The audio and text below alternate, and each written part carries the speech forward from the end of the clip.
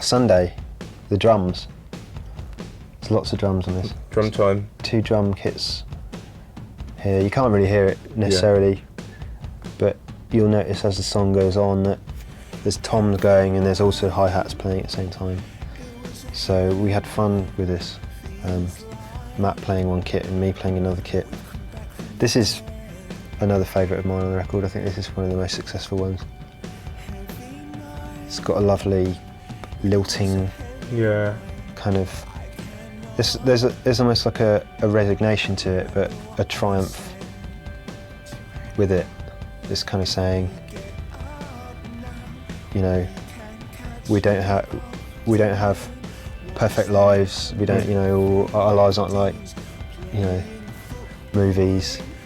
We go out, feel rubbish, drink too much, and say silly things, but still like can appreciate that that's what life's about, and you know that's where life sort of really starts to mean something, you know, especially in relationships, the little things, isn't it?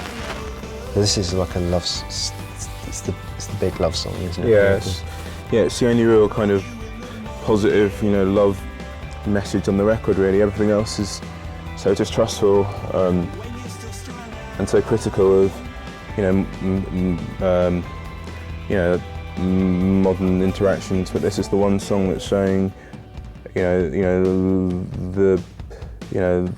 balm against that. You know, the balm against unfulfilling lives and, you know, unfulfilling jobs and meaningless interactions is the attempt, or you know, the reality of actually knowing someone genuinely, and that's what's most important about, you know, that should be what's most important about life, is that kind of genuine, kind of heartfelt communication that, you know, not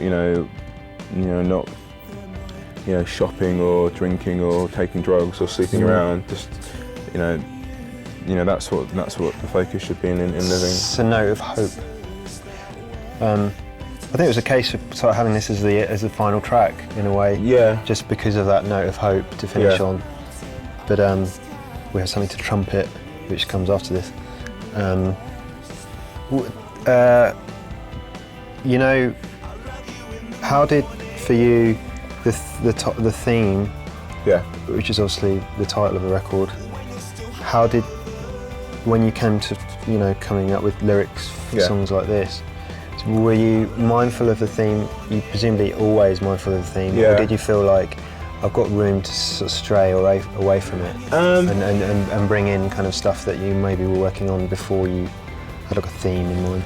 Well, it's kind of, you know, it was really like a header really to sort of organise, you know, it was the title came really early to me, you know, it came to me towards the end of last year, and it was really important in terms of, you know, working out where things sort of fitted and where songs fitted. And I guess, you know, there are some songs on the record that don't explicitly deal with the idea of, you know, hedonism or leisure, but, you know. I certainly think Soroxat, which is the last track on the record, in a way, is one of the ones that needn't fit into it. Yeah. But, you know, it's still.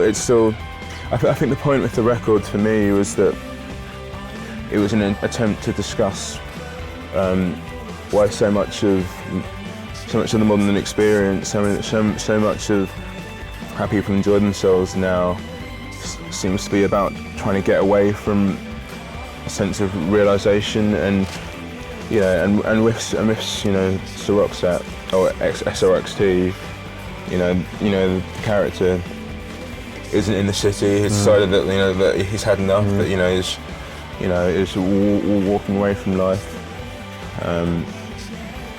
Really, and it's still, you know, and it's a continuation of the idea that what we're doing now isn't you know, very fulfilling in life.